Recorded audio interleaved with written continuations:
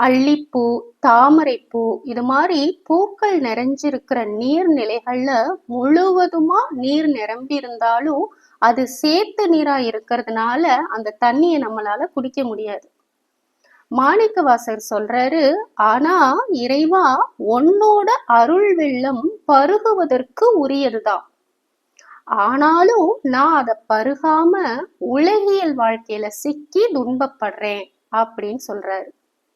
சாணிப்புல் அப்படின்னு ஒரு வகை பறவை இருக்கு. அந்த பறவை தண்ணியிலேயே தான் இருக்கும். ஆனா அங்க இருக்கிற தண்ணிய எப்படி குடிக்கணும் அப்படின்னு அதுக்கு தெரியாதாம். அப்படி தண்ணிய குடிக்காததுனால அது தாகத்தால தவிக்குமா. அது மாதிரி உன்னோட அருள் என்ற வெள்ளத்துக்குள்ளேயே நான் நின்னாலும் அதை எடுத்து குடிக்க தெரியாம அந்த பறவை மாறி துன்பத்துல இருந்து நீங்க முடியாம தவிக்கிறேன் அப்படின்னு சொல்றாரு. அதே மாதிரி நாவற்றி பூச்சி அப்படின்னு ஒரு பூச்சி இருக்கு. அது 8 கால் பூச்சி மாதிரிதான் இருக்கும். 8 கால் பூச்சி வகை சார்ந்ததுதான்.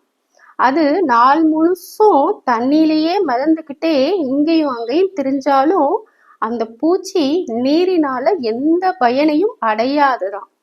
அப்படி அந்த பூச்சி மாதிரி எந்த பயனையும் நானும் அடையல அப்படின்னு மாணிக்கவாசகர் இந்த பாடல்ல வெள்ளத்துள் நாவற்றி ஆங்கு உன் அருள் பெற்று துன்பத்தின் நின்றும் அப்படின்னு பாடுறாரு. இப்படி நீருக்குள்ளே இருந்துட்டு தண்ணி குடிக்க முடியாம நாக்கு வற்றி துன்பப்படுறதுக்கு மாணிக்கவாசகர் என்ன காரணம் சொல்றாரு அப்படின்னா, உலகியல் வாழ்க்கை என்ற துன்பத்துல இருந்து விலகுவதற்கான ஆற்றல் என்கிட்ட இல்ல அப்படின்னு சொல்றாரு.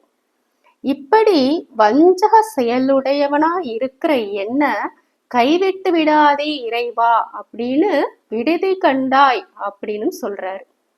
இதுதான் நாவற்றி பூச்சி போல திரிகிறேன் அப்படின்னும் சாணிப்புல் பறவை போல தவிக்கின்றேன் அப்படின்னும் மாணிக்கவாசகர் சொல்றார். நாளை அடுத்த பதிவில் பார்க்கலாம். ஓம் நம சிவாய.